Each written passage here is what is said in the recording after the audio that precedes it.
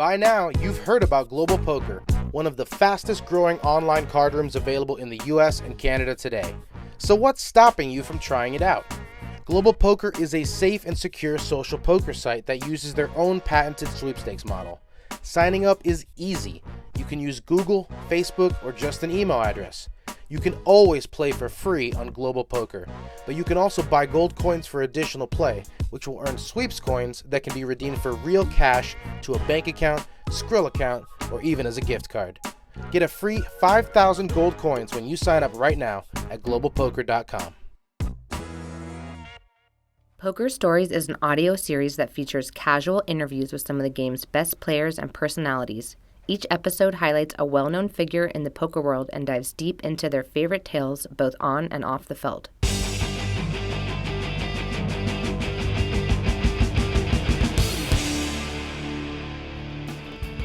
Hello and welcome back to Poker Stories, a podcast brought to you by Card Player, the Poker Authority, and hosted by me, Julio Rodriguez. This is episode number 121, and it features Mike Watson. Mike is 37 years old, and he is originally from St. John's in Newfoundland, Canada, and now lives in Toronto. He found poker while in college at the University of Waterloo, where he went to school with the likes of Steve Paul Ambrose, Mike McDonald, and a few other future high-stakes poker pros. Mike broke out on the live tournament scene in 2008 when he won the World Poker Tour Bellagio Cup main event for nearly $1.7 million.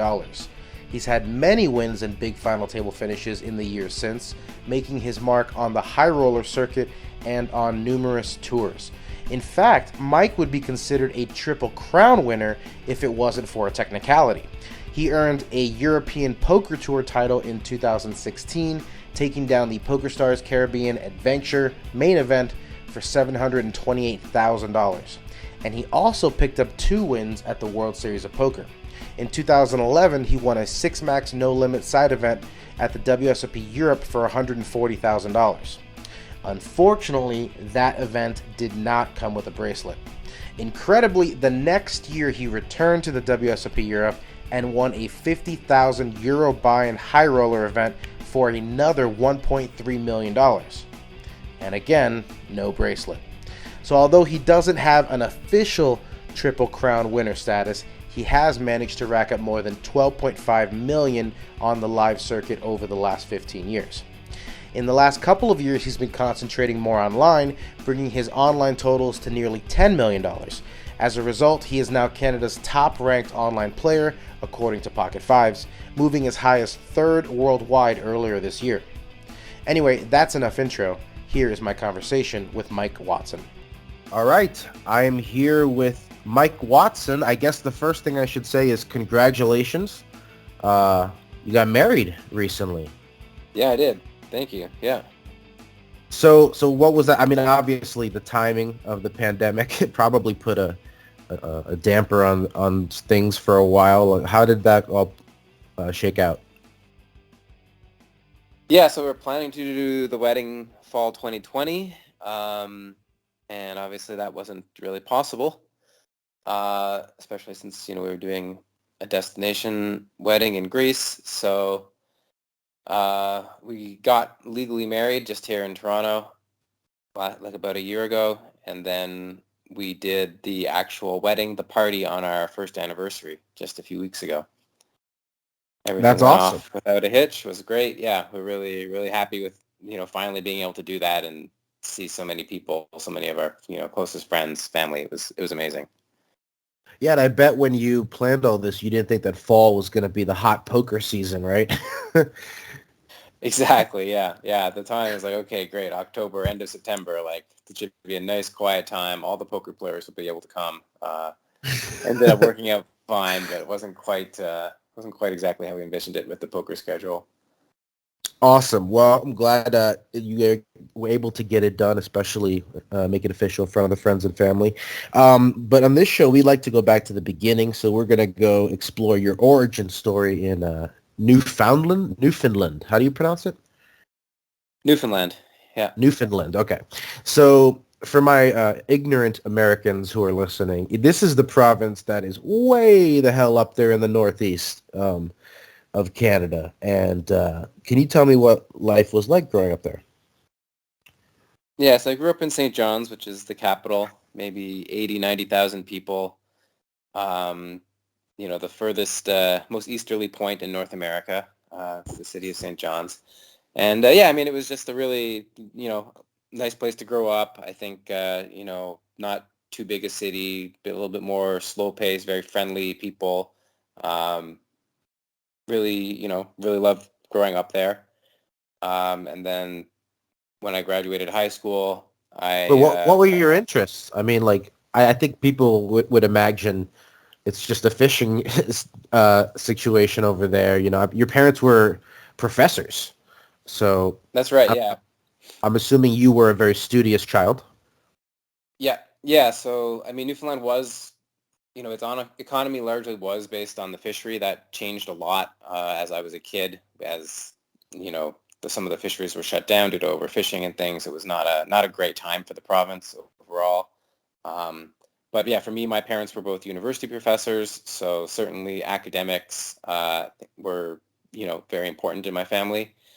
And we also we're a family that liked to play games. So growing up, I played chess competitively. I played a little bit of Magic the Gathering. Was big into math contests and things of that nature, which ended up being my undergraduate was in math. So yeah, I mean, played a lot of sports as well. Definitely had the kind of like academic and like competitive background that I think made poker a little bit more of a natural fit for me. Well, obviously, at the time you're in high school, you're not thinking about poker as a career. What was your ambition? Yeah, I mean, in high school, I didn't even know poker existed, basically. Right? Yeah, I I think we're the played, same age, right? You're 36, yeah, 37? yeah, I'm 37 now, born 84. Yeah, I mean, I played a couple hands of like 5-card draw or something with my babysitter maybe when I was, super young, but didn't really know anything about poker. Um, and so, yeah, obviously that was not what I was thinking I would be doing, or probably not what my parents would have chosen if it was their choice. I didn't say I had like a particularly strong plan. I just really enjoyed doing math and some sciences. So my plan was, I was pretty set that I was going to go do my undergraduate in math and then, figure it out, maybe follow in my father's footsteps and, go the academic route, be a math professor, or perhaps look for, something where I could apply those skills in the industry or business somewhere. But I didn't really have anything specific in mind at all. Just Yeah, kind of, your Twitter bio says that you're a math nerd. What was there a yeah. particular area of mathematics that you excelled at or were interested in? Yes, my degree was in pure mathematics, more from like the theoretical side, not as applied, which is actually not as useful for poker, but it certainly teaches you how to, think very logically and rigorously about things. Um, and so, yeah, I was more into algebra, combinatorics, which actually does help quite a lot with poker, uh, and then less so into maybe the calculus and the statistics and the analysis side of pure math. I really like the more of the algebra and combinatorics. I was kind of looking to maybe do something in that area, number theory as well. But then I ended up doing a master's in cryptography, or trying to do a master's in cryptography, but this was around the same time that I was getting into poker. So I Right, never right. ended up finishing it. But that was much more of an applied, like computer discipline, bit more relevant maybe to real world applications, but maybe not something that I realized that I was maybe not quite as passionate about. I'm wondering, where do you stand on the nature versus nurture situation you have for yourself? Obviously, your parents sound brilliant. Uh, did this stuff come naturally to you, do you think? Or were you... Yeah, it's hard to, I mean, it's obviously hard for me to really say. I certainly, suspect or believe that I likely, was the benefit of having some good genes. Certainly having two very successful academically parents, I have to imagine that I, was just born with some advantages in certain areas. But I'd also think, a lot of it, just the home that I grew up in as well. Like they were very um, always like looking to like teach me little things. There's so many things that I learned at home from my parents, like well before, most people learned them in school as a kid. I was already, doing whatever, like basic or even not that basic arithmetic when I was like 5, 6 years old, when a lot of, people probably weren't really being exposed to that and that much at all yet. Um, so I definitely think it's a little bit of both in my case. I was very, very like good student, like my school was very important to me. Getting good grades was something that I definitely understood was valued. And I wouldn't be able to say, for sure how much of each thing was what led to my success in that area, but I have to imagine I had some advantages in both ways. I'm wondering, do your parents have any gamble in them? Not a lot of gamble in them, no. Although my dad was a pretty serious bridge player when he was like a university-aged student. So I guess playing cards maybe runs in the family, you could say. I think he always said that, if he could have made a living, like I was able to playing poker by playing bridge, then that's probably what he would have done. But the opportunities just didn't exist back then. Yeah, for sure. Okay, so did your parents teach at the University of Waterloo where you went to school? No, they were both at Memorial in Newfoundland in St. Okay, John's. so you Yeah. left home, and it just so turns out that you were going to the University of Waterloo, which for those that don't know, their mascot is the poker player, right? Right. Uh, Basically, it's just a factory for churning out high-stakes poker players, which, I guess was a lot of universities at the time, but especially so there. What was your exposure to poker there, and how did you find yourself getting hooked? Yeah, so I originally found poker when I was back in Newfoundland in the summer. So I think it was after maybe my third year. I had some kind of research grant at Memorial because I wanted to come home and see my friends and, play baseball. I was still doing at the time in the local league. And so I was coming back to do some research at the university for the summers at that point. And this group of my friends, some I went to high school with, some new people in the math department there that, we ended up playing just a fun game for a few bucks or whatever over lunchtime. And then, sometimes maybe when we were supposed to be doing some other things as well throughout the day. And it just really, naturally I took to it. I was always a competitive, like games playing person. It started, this was when poker started being on TV. So seeing, the World Series of Poker final table, it's very, I guess inspiring. It really, I think, captivated the way that poker captivated so many people in that time. And so from those games, I found out about online poker and started, I deposited a small amount of money and started playing a little bit online, really small stakes. And, it wasn't super successful right away, but after, losing my $50 a couple times or whatever, I started reading a bit, started picking up some books and just decided, okay, I'm going to do one more, $100 deposit online.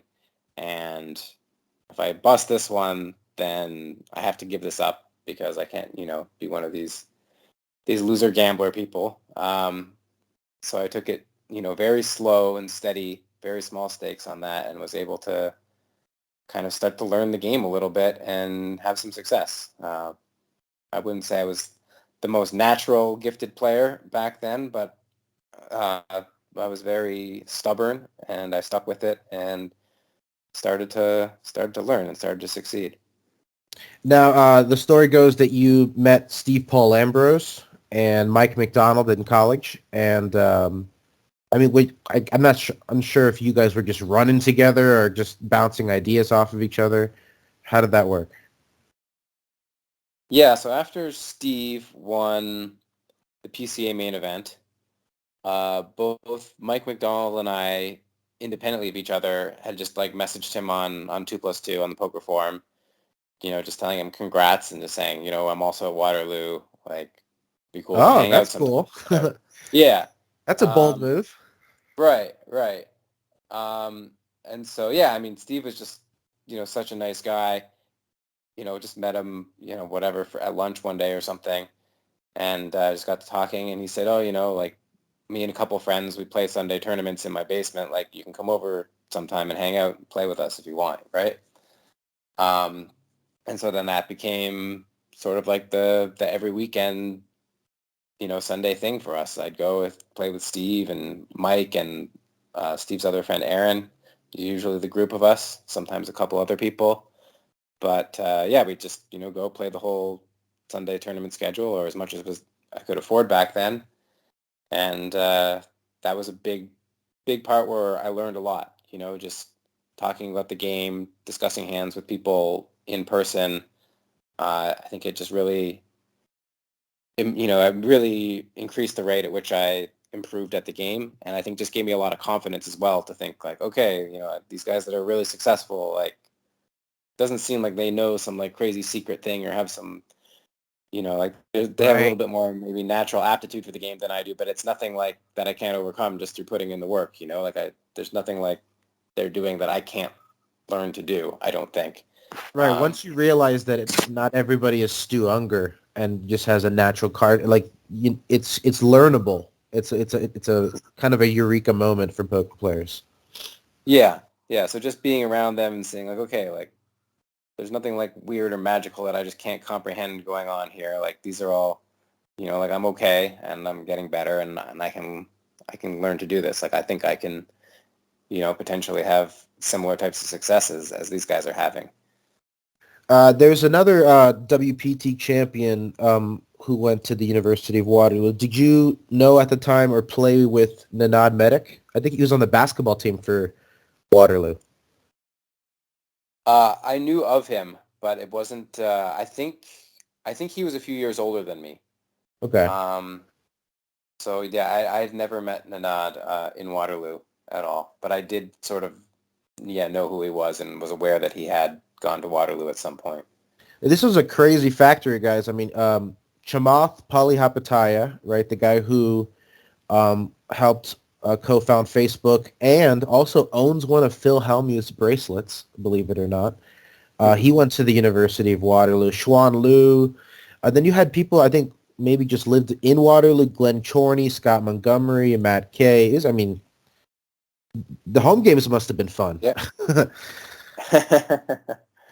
Yeah, we didn't waste too much time playing home games against each other, but yeah, it was fun. Matt Kay for sure was a guy that I met through Mike through Timex.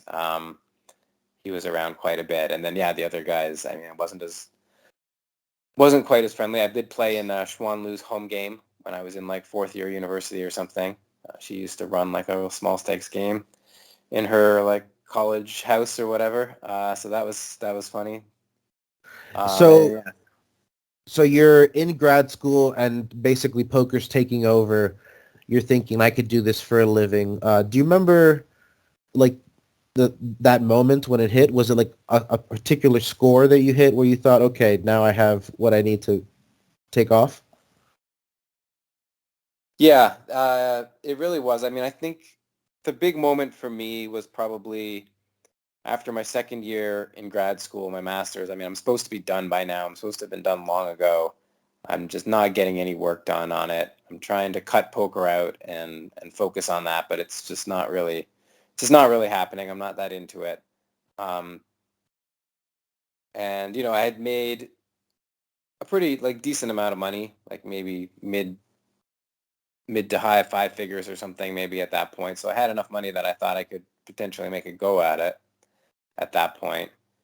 And yeah, I just kind of, finished this year and I was like, well, I don't know. Like I was pretty upset that I hadn't succeeded because it was the first time I'd ever really failed at anything academically in my life.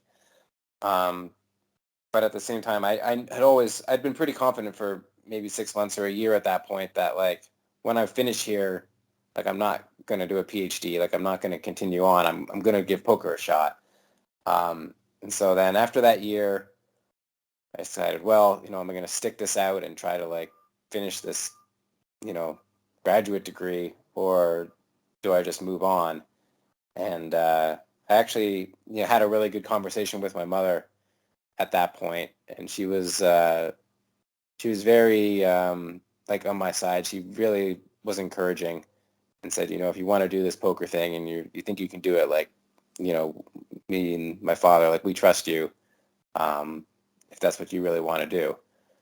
And that, really gave me a lot of confidence to say, okay, like, this is kind of obviously like what I want to do, and now I can go ahead and pursue it and not, feel too guilty about it, or not, have regrets.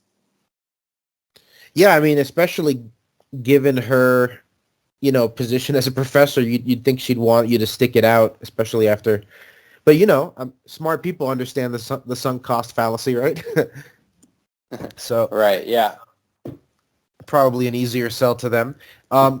So were there any initial struggles when you turned pro where you thought, okay, maybe I made the wrong decision, maybe I should go back to academia?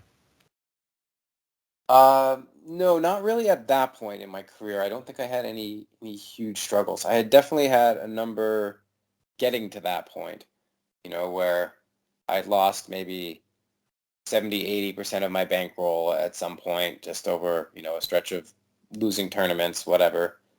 Nothing too crazy, probably, if you were to crunch the numbers, but that happened. But then, I finally did hit a couple first places and ran it back up to what it was, to where, I was reasonably comfortable. But yeah, I think after I turned pro, I think things went pretty well. I was playing a mix of cash games and tournaments at that point in time. And I think the first month after I turned pro, I was playing just I think it was like the cake poker or something was the thing back then around that time. I was playing in these really soft cash games and just had like a huge month, like won like, 40 or 50 buy-ins or something, over like a month or two.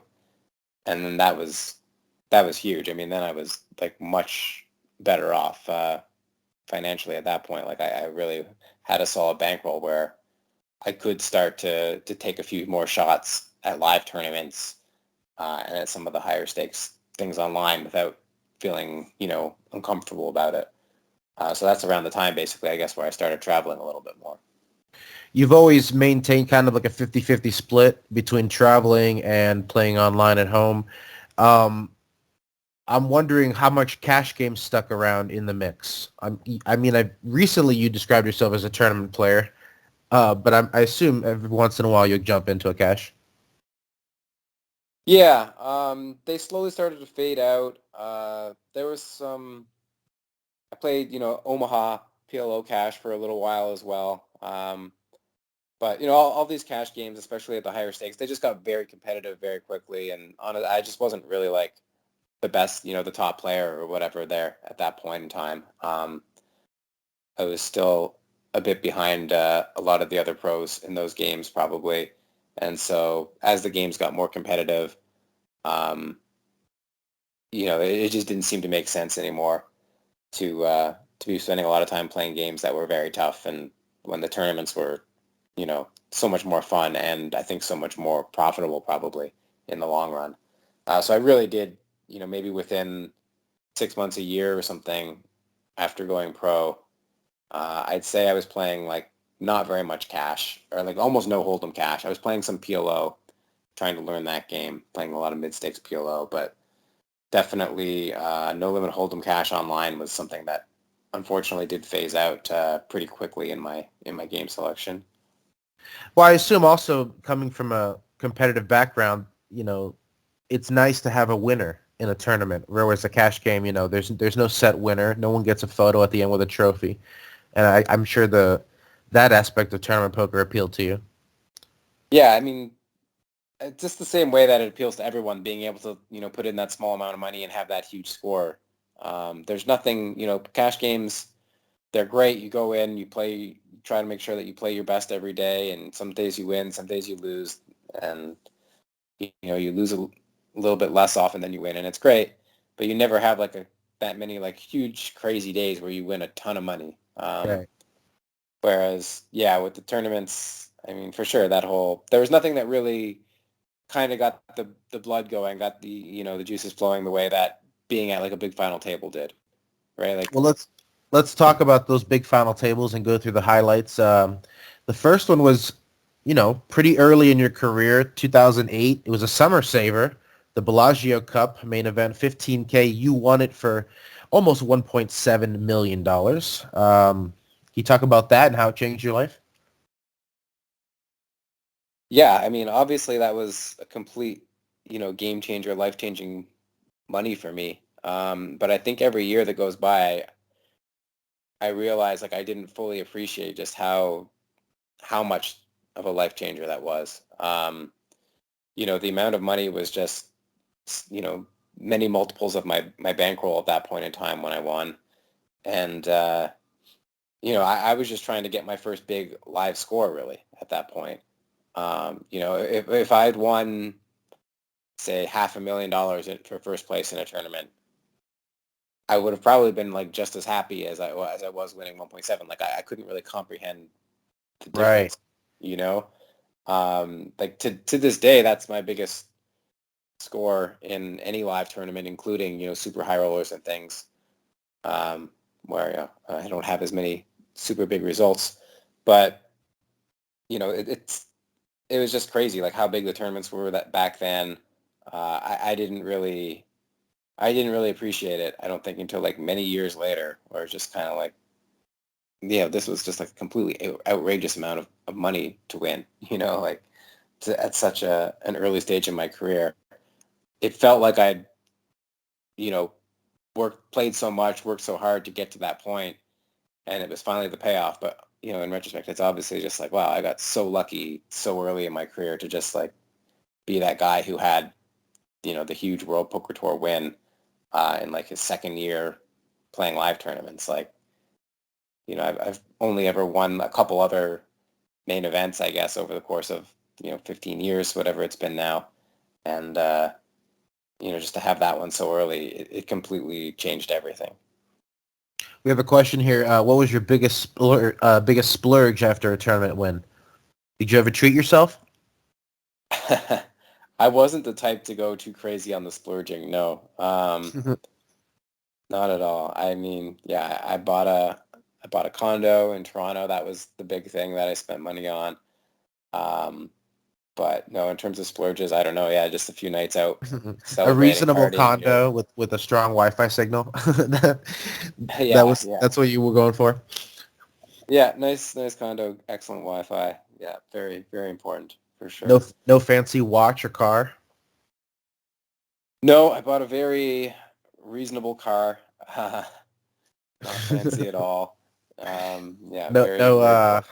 no Bryn Kenny wardrobe choices. I remember there was a summer. It might have been that summer where you lived with Tony Dunst. There was no like Yep. suit. There was no like suit shopping spree. No, the suits, he never got me into the suit thing. I mean, I bought some nice suits since then for weddings and things like that, but that wasn't something where I went out and said, okay, I need to be buying, my wardrobe got better over the years. Some of that certainly was spending the money, and some of that was just maybe paying a little bit more attention to that sort of thing where I hadn't really when I was younger. Um, but yeah, I didn't really have any super crazy reckless purchases, definitely, some good fun trips, parties, whatever here and there, but no like individual thing where you're like, wow, that was a crazy stupid purchase. So the bankroll's obviously swelled nicely. Does that make you play better or worse, or how does it affect you? I would say in the short term, probably a little bit better. Confidence was high. That never hurts, especially when you're still kind of getting a little bit more experienced in the live scene, which I still was at that point in time. But in the long run, I don't know, maybe worse because it did, I think, to some extent take away some of that hunger to to really grind, to really work super hard when you'd already kind of achieved more than you were ever sort of let yourself really dream that you could so early on. I think that, you know, the mid stages of my career probably would have gone better if I hadn't been quite so successful so early. Got it.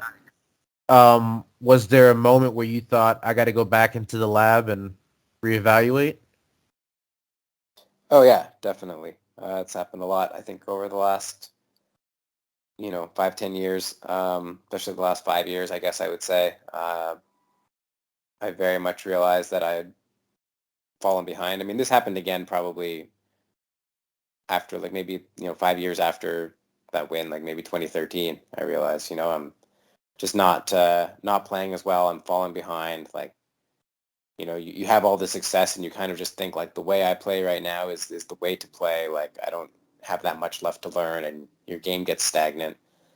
So that happened a number of times where I, like, very clearly realized, like, oh no, like, you're just not playing well enough, and you hit one of those stretches of bad luck, and you kind of realize, well, this is just one of those bad runs. It happens, but then it makes you sort of really reassess as well at that point and say, okay, well, we need to be really confident that this is just bad luck, and I'm not just getting outplayed, because it's been a tough stretch. And a few times when I went in and did that self-assessment and took a more serious look at, how I was playing and how friends and other people around me were playing, I realized, like, I've just fallen behind. People have been working hard, getting better, and I'm still playing, like, really basic level poker that, worked fine in 2008, but as your opponents become more sophisticated, that's not going to cut it anymore. So definitely, I can remember, I went on a really, like, crazy run where I, like, didn't cash any World Series events for a couple of years in a row, and certainly something like that has to be mostly bad luck, but I definitely didn't feel like I played particularly well over a lot of that time. But I was always lucky, I think, to have a good peer group of people around who, I could sort of rely on to talk hands with and get me back to where I needed to be. Were you an early solver adopter? No, not really. I was definitely late to the solver game, but it's something that I really like, because it kind of brought together, I think, the more analytical side, the just, I think, like, the more academic, it reminded me a little bit more of that, of just doing, like, serious study, working in the way that you did when you were a student, kind of.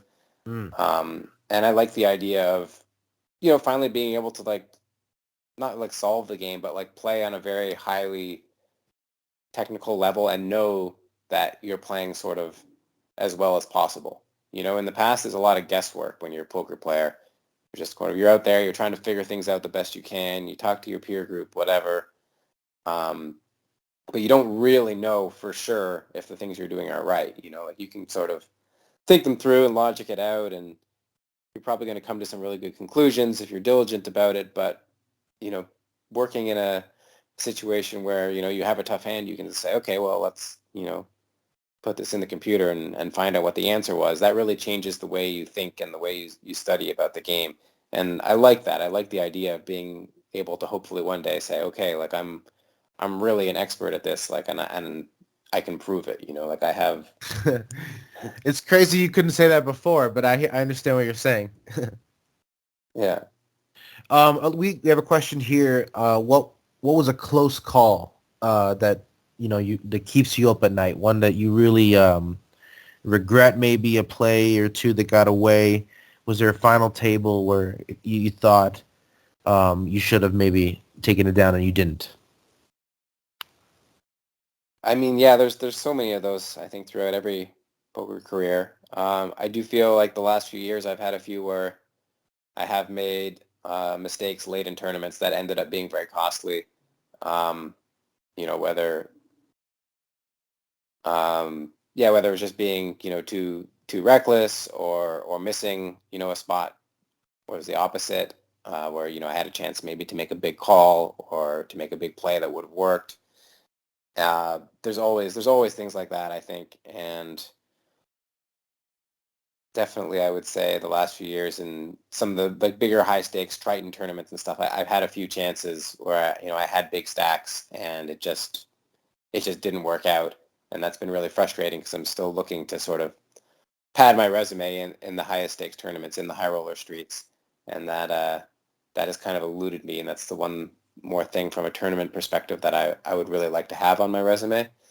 So there's definitely a handful of things there. Well, I'm But seeing quite a bit of high roller success on your resume. Maybe, I have a little bit, but yeah.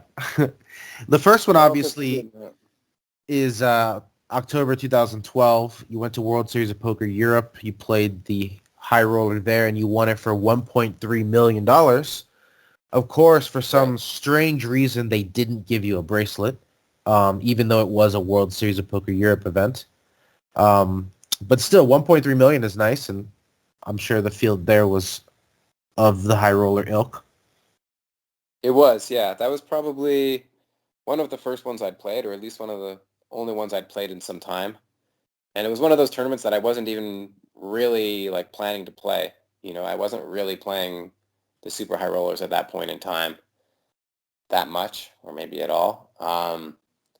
But, I was there and I'd had some success on that trip. And, the field looked really good. So I ended up selling some action and getting in there really late, and things just all started going my way basically from the time I sat down. I think I doubled up with aces on the literal first hand I played in that tournament. That's always nice. Yeah. So, that was amazing. Probably got me hooked on playing super high rollers, I'd say, a little bit from that success. But yeah, that was the first time that they'd held a big high stakes tournament like that at the World Series Europe. And so they didn't make it a bracelet event that year. Well, what's particularly brutal is that the year before you had won a side event at the World Series of Poker Europe, and they also didn't give you a bracelet for that one. Right. I mean, it just seems like a conspiracy to keep you out of the Triple Crown, It basically is. I'm convinced of that at this point. Yeah. Okay. I don't know how many top tens I have without getting one now, but I actually looked up the number at some point recently, and it was even worse than I thought it was. So. Oh, like as far as your final tables at the series? Yeah, like top 10. It was, one of the sites I was able to look up like my top 10 finishes in World Series events or something was a stat that was easily available, and I was like, whoa, really? It's that many? Like, goddamn. Okay, let's go through them. 2011, you finished runner-up in World Series of Europe. 2013, you had a fifth. 2014, you had a second again. 2016, you had a second again. There's no other way to say this. How badly do you want a bracelet? Do you feel like it's a monkey on your back? What do you think? Yeah, a little bit. I think, at the end of the day, the World Series tournaments are the same as other tournaments. It doesn't really matter to me that much which series I happen to have my successes in, but it is something that I would just like to do, just to kind of have it done, done with. It's gotten a little bit annoying at this point that I keep getting second or third or fourth or whatever. Would like to just get that one done with, but yeah, I think at the end of the day, I don't value the bracelet that highly. But it is certainly something that just because of the way it's gone has gotten frustrating, and I would like to tick off. Yeah, it's happened to some guys in recent years. Stevie Chidwick for a while had it on, then he got rid of it a couple years ago. Jason Kuhn got it on, but then you got guys like Helmuth. Last night he wins his 16th bracelet. I think he won $84,000 in that event, but you can't get one for your $1.3 million score. I'm just saying. Yeah, just saying.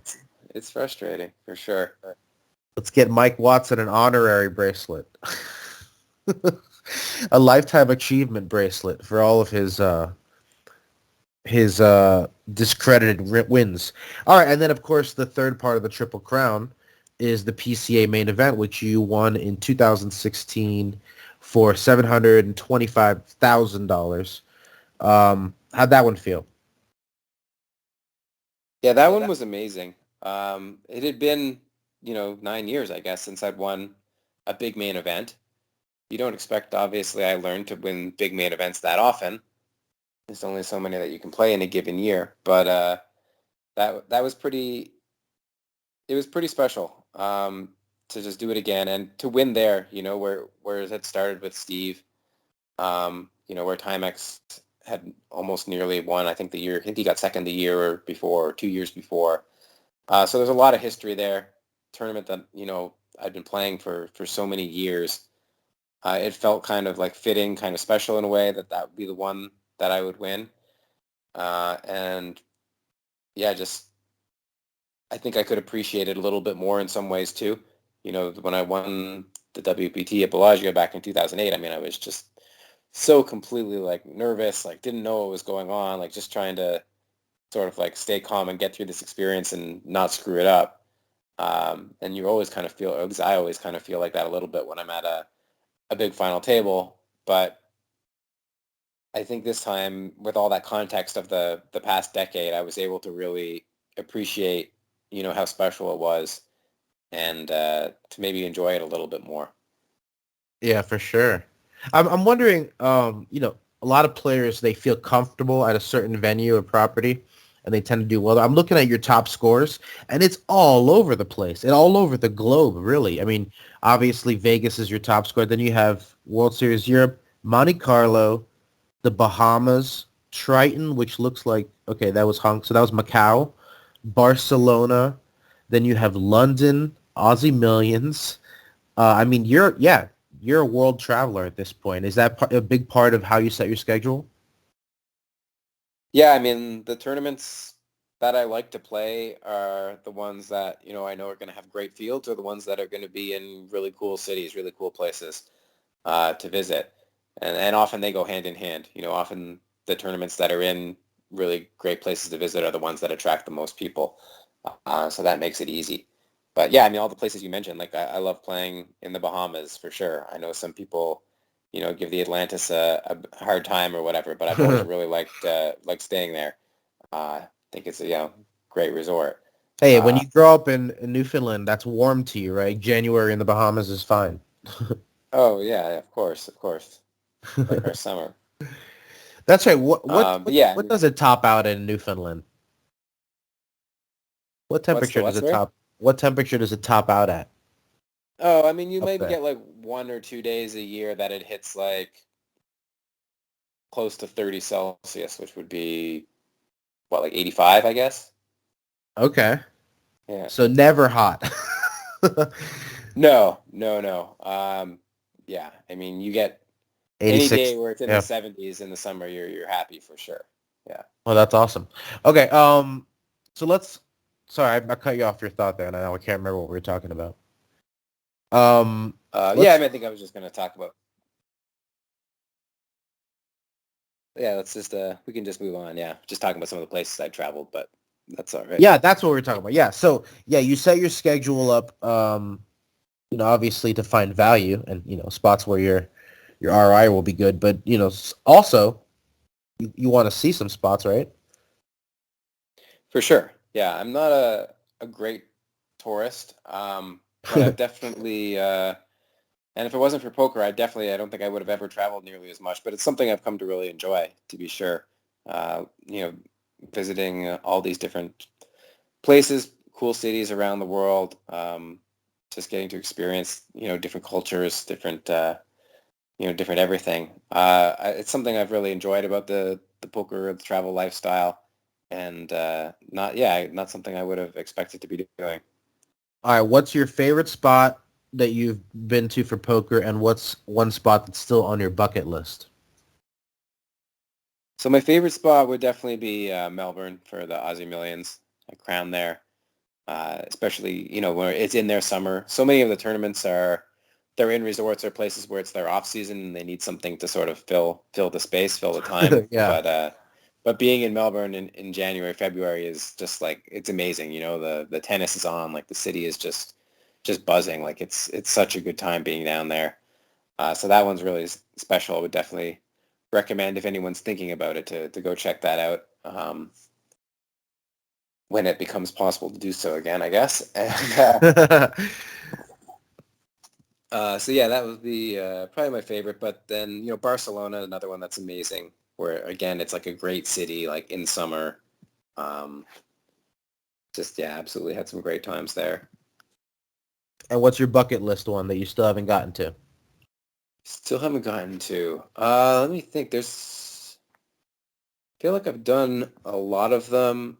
I guess Sochi, there's a lot of tournaments there. I think that would be interesting. I've heard really good things about it. And then I'm trying to remember. Maybe I would love to play in South America at some point if there was a big tournament down there, because I still haven't visited South America at all. South Africa, I know they had some high rollers and stuff down there. That would have been cool. I kind of regret that I never made it. And then maybe certain places in Asia that I haven't been able to visit yet. The last 2 years have very treated you kindly for online poker.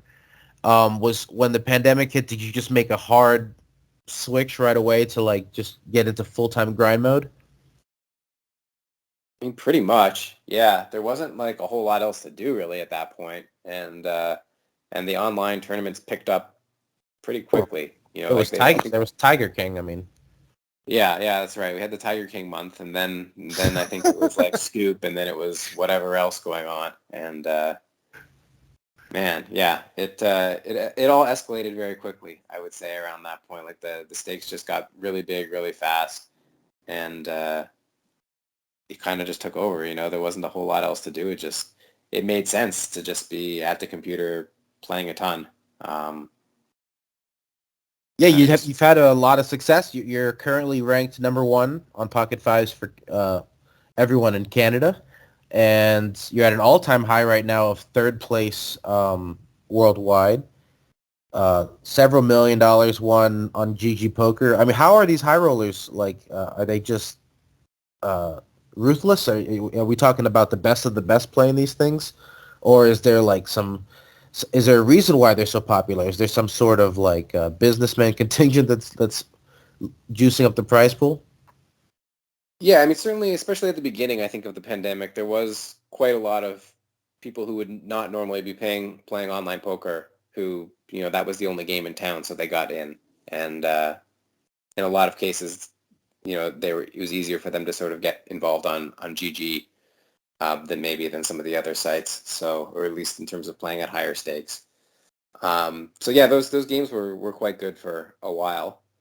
I wouldn't say that they're always particularly soft or anything, especially as the pandemic wore on. The games definitely tended to get a little bit tougher over time, but they have quite a lot of just like really big field, high buy-in events, and those ones are always pretty great, I would say. But the weekly stuff, the stuff that's every Sunday, has started to get quite a bit tougher. How much does your online game resemble your live game? I'd like to think it's basically the same. I don't do a lot of stuff live where I'm trying to make a specific play on someone just based on, like a live read or something like that. Like that's not something that's going to factor too heavily in my game, maybe compared to some other people. But certainly I think, playing live, the big advantage is that you get to see people, who everyone is, and you're a little bit more paying attention. You're able to sort of like see more hands. I'm playing online. I'm usually playing a number of games at the same time. I can't really, I'm just trying to deal with the hands that I'm playing. I don't have time to watch hands that I'm not involved in. So you miss out on information. You get a lot better information and reads on your opponents playing live, where you can definitely, try to find more spots to make an exploitive type play against someone when you feel like you've got a better read on their tendencies or on some potential weaknesses in their game. Online, it definitely feels a lot more like just trying to play, really good, solid poker, and at least until you get really deep in a tournament, and that one table becomes, most or all of your focus. It's interesting you talked about that. Like, Are you the type of player who tends to lean more towards playing too aggressively or too passively when you're going one way or the other? If your game's slightly off, which way is it going off? I would say, like, certainly historically, I've been someone who always or used to always err on the more conservative side. Definitely would say I would have been too passive when my game wasn't on in the past. Now, I think like maybe I still have like a slight tendency that way, but I think I find myself making mistakes both ways. Um, it's yeah, more just about trying to play hands the best or trying to play hands the right way. And, mistakes happen. Obviously, you can't do it perfectly. But, I'd like to think anyways that, my mistakes or when my game is off, it's not in a super predictable way, hopefully. We have some rapid fire questions to wrap this up if you're ready. All right. What was the best shot you ever took? The best shot? I mean, it had to, I guess, be the Bellagio. Playing that 15K was a pretty big buy-in for me at the end of a summer where I'd gotten destroyed. Hard to beat that one. So you just bought straight in? It wasn't a satellite situation? No, yeah, I just bought right in. Didn't really sell any action or anything. We just got in there, When you're young, you don't have to worry about these things as much. So, all right. Along those lines, what was the worst shot you ever took?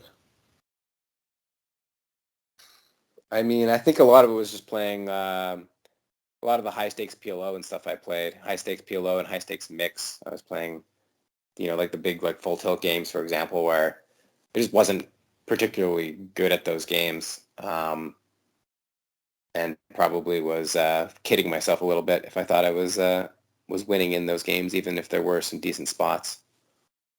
Do you remember your biggest tournament punt?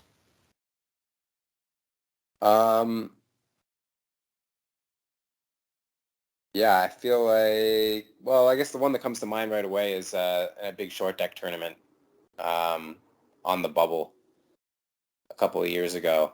I just made a big play pre-flop in a situation where I had a ton of chips and, would have been very comfortable at the final table, and it ended up busting to the chip leader, where I just jammed in just like a suited Broadway as a bluff and ran into aces and busted.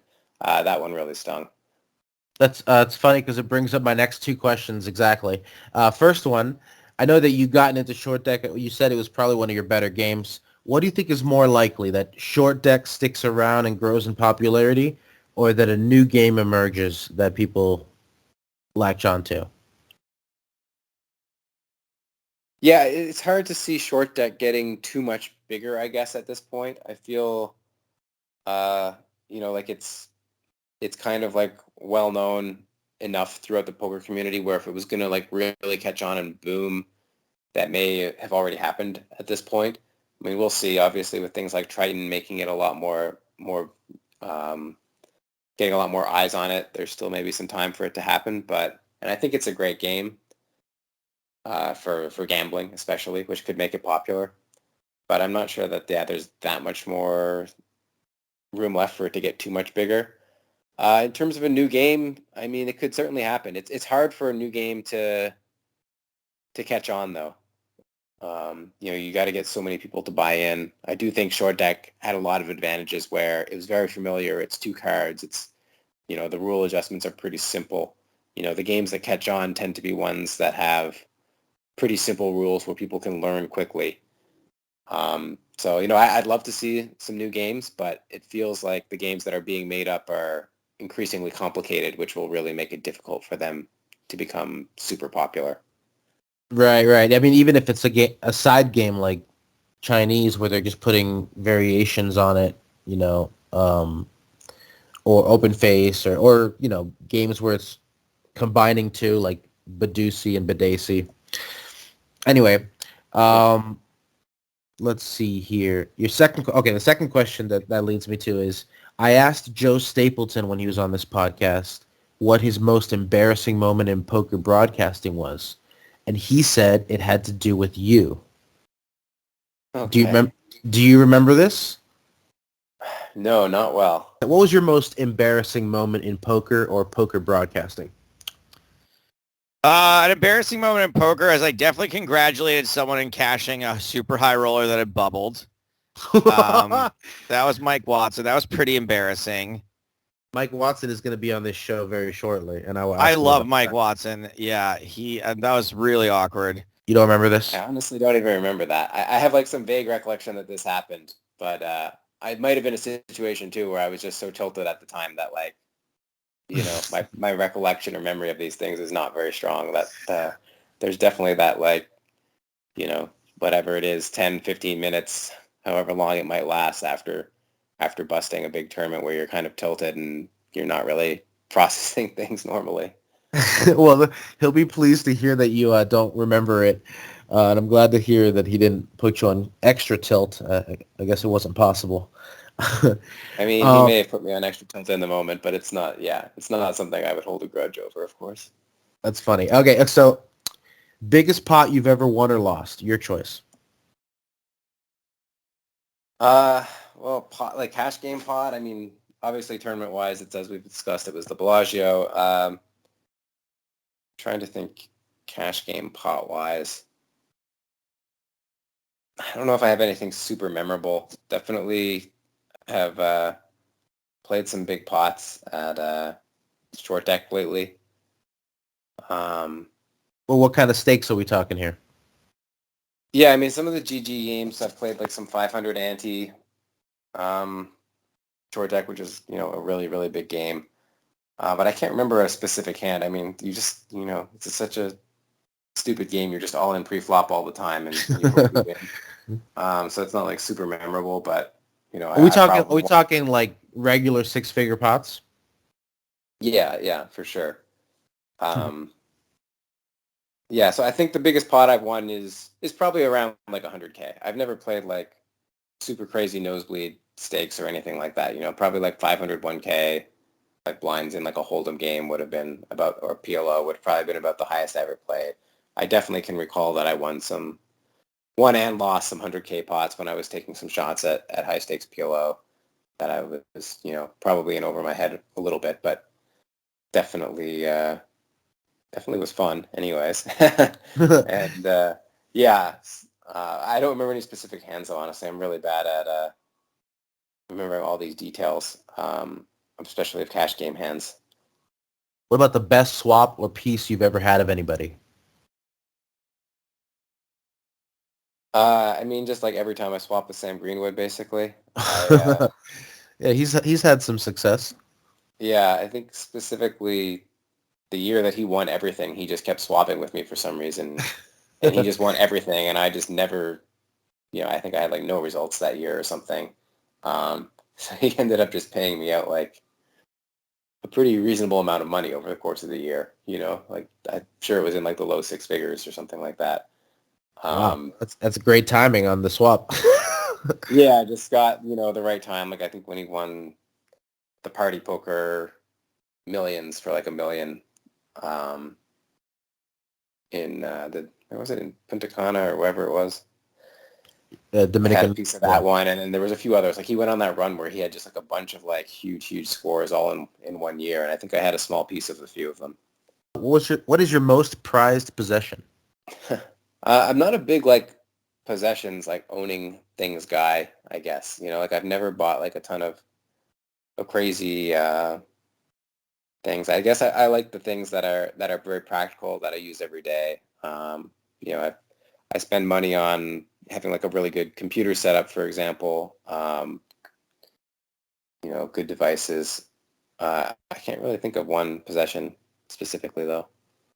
I should probably reword that question to like, what would you save if you if you had to run in and save something in a fire or something? But I guess people would just take the photo album almost every time. Yeah, I definitely go for the computer or the phone or whatever. It's just too. Oh yeah, wherever the Bitcoin is stored on a flash drive, I'm guessing that's the first thing you got to grab. Right, of course. All right. What was your largest non-poker wager? I think it might have been on Mayweather when he fought Conor. Okay. It certainly was my biggest sports bet. I think I had some low to mid 5 figures or something on that one, but just it just couldn't lose, you know? Yeah, you picked the right side, I'm guessing. Yeah. That was. I don't like to do that, but that was one where I just felt very confidently that I was getting some free money. So you're not a big sports bettor, pit bettor. What about prop bettor? Yeah, prop bets. I lost a few decent sized ones back in the day, and kind of got out of that. Honestly, like when I started getting into poker, I loved all that stuff, and I was always trying to like get involved and gamble on everything, and then I just kind of found it like exhausting keeping track of all the stuff that you're gambling on all the time. You know, it's all this like record keeping and like just trying to make sure that you're always getting paid up for all these things. It was exhausting, so I had to cut some of that out. I did do a lot of like daily fantasy sports stuff for a while, and had a few irresponsibly large weeks, perhaps there. But you know, I thought that was business at the time. So Right. You had a system. What was your worst job before poker? I mean, I never had a terrible job at all, I guess. The jobs that I had before poker were, so I mentioned I had a research assistant thing at the university. I umpired baseball, like youth baseball. That's fun. Yeah, that was fun. Like, I don't It's know. fun until you deal with the parents, I'm guessing. Right. I never had any like nightmare, scenarios there that made it like miserable, and I only did it one summer. Yeah, I don't know. I mean, I don't really have like a bad job. I never was fortunate in that way that I never had to work any really terrible jobs just to sort of get, a few dollars. What would you pick if you could name the entertainment for the Super Bowl halftime show? Or the Canadian Football League halftime show? Right, the Grey Cup. Yeah. The Grey Cup. I That'd couldn't be come up great. with a name. I was trying to pull it. I couldn't come up with a name. Yeah, I don't know. I mean, I guess like the weekend would be fun. I think he's Canadian too, so that would work well for either one. You have control here, Mike. You can put whatever you want up there, and people have to listen to it. They have to do it. You're trying to please them with like a reasonable choice. It doesn't even have to be a sing. Too nice a guy. It could just be somebody like reading their spoken word poetry or something, like really bum people out if you wanted to. Maybe put a comedian. Yeah. Put the No, that's fine. One of you my put the final weekend. table That's screens fine. up there. That would be good. Everyone just enjoy watching me win all this money right now. That would be great. Good flex. A poker highlights package. Right. Yeah. Who is your celebrity doppelganger? Or have people told you look like anybody or growing up? I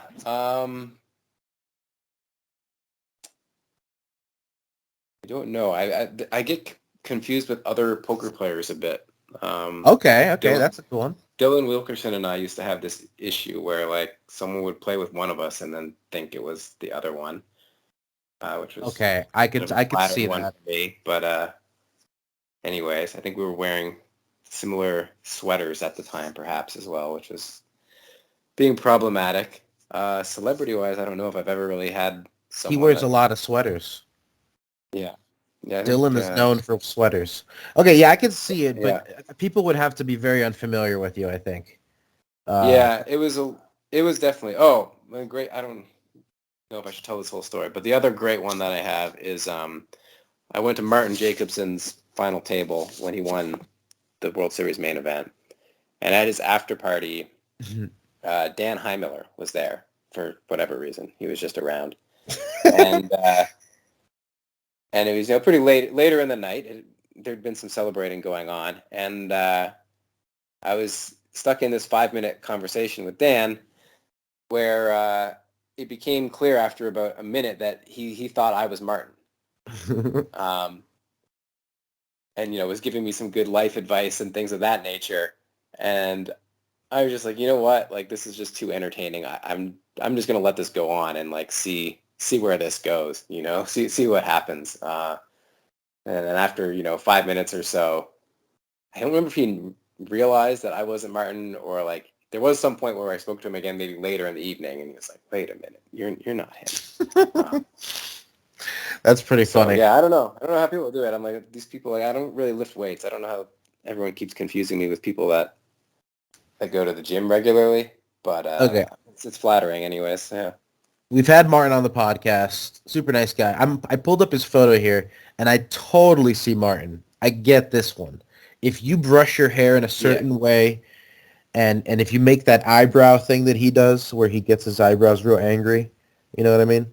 I think for sure you could pull this look off. I get.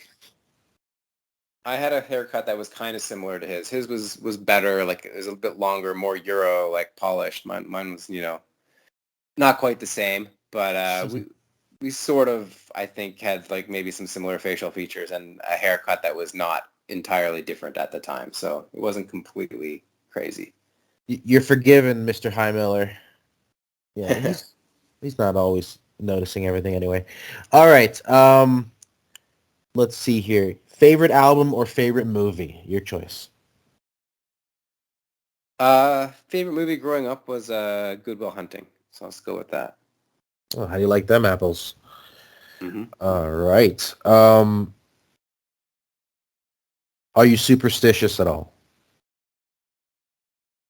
I mean, a little bit. I try not to be, but sometimes it's hard to not have these thoughts come into your head. So, and I think it's just like a fun thing to do, especially hanging around other gamblers or whatever. It's fun to play at some of these superstitious things. So I wouldn't say I'm really superstitious, but it's something that I, feel a little bit and enjoy making remarks about.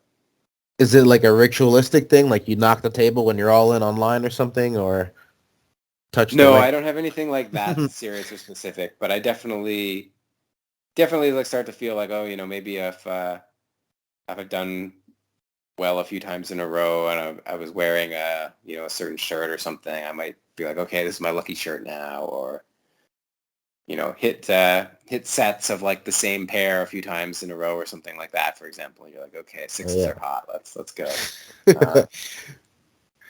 What was your longest poker session? Honestly, nothing too crazy. I just don't really function when I'm super, super tired. Like I like to the point where I can't stay awake, and I have a bit of a reputation for that. So I think I played 24 hours or very close to 24 hours a couple times. And just like by the end, I was just like a wreck. That's pretty good. I've never come even close to that. Not even once. Yeah, I mean, this was more like when I was very young or like new to the game. And, you hear all these stories. So you're like, well, I'm going to try this out, But honestly, yeah, it just doesn't work for me. What are you interested in that most people aren't?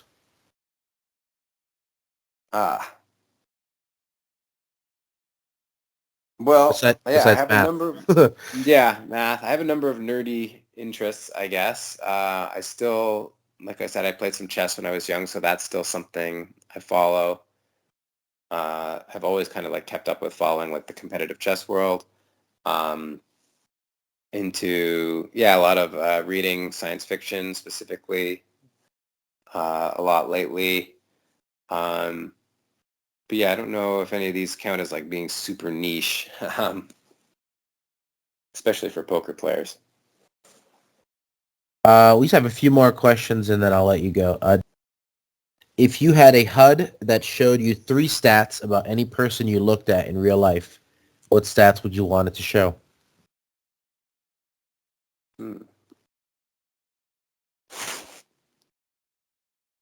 Well, I guess, the first one would probably be something like, trustworthy, or like, is this something about their character in that way? Is this a good person? Is this someone that you can do business with, you can, believe in? I guess net worth would be like a funny kind of like vain one, just to to actually know. You know, there's, especially in poker, there's, everyone talks a big game, but you never actually know who's killing it and who's not. That would be it would let you pick lineups for your games better too. right, yeah. So that could be fun. And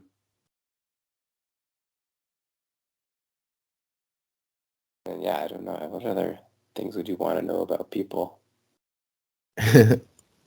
Yeah. Well, 2 works. Yeah. I think as long as if you can gauge someone's trustworthiness, I think that's huge right off the bat. Mm-hmm. We end the podcast the same way every time, with a question from the random question generator. Here we go. What food combination do you eat that makes others cringe? Oh man. I feel, yeah, I would just kind of eat whatever things together. Like, I guess the biggest one I'd say is, like, I can eat any meal sort of any time of day. You know, like, I have no issues having, like, a dinner type meal in the morning if that's what I'm just, like, feeling up to. Yeah. But in terms of a specific combination, I don't know. Like, I feel like I would just, like, smash, like, sushi and pizza together, but I don't even know if that's that weird. Like, that just sounds delicious, you know? Oh, my mind went to like a condiment on like a food that doesn't go together. Like condiment. Okay. Like I put ketchup on my eggs, and some people think that's weird. Although some people like it. Maybe that's, I don't know. Yeah, I like hot sauce on my eggs quite a bit, but I don't feel like that's super weird. I don't know. No, that's just delicious. Yeah, for sure. Anyway, Mike, thank you so much for coming on the podcast and sharing the stories. Of course. Thanks for having me. That's it. That's the show. Thank you once again to Mike. You can find him on Twitter at SirWatts, and you can also find us on Twitter at CardPlayerMedia and also at PokerStories. That's poker_stories. And if you like the show, please show your support by subscribing. And you can go the extra mile by leaving a rating and a review. And we will say thanks with a free digital subscription to Card Player Magazine. Just let us know you did so by sending us an email to pokerstories@cardplayer.com. Until next time, thanks for listening.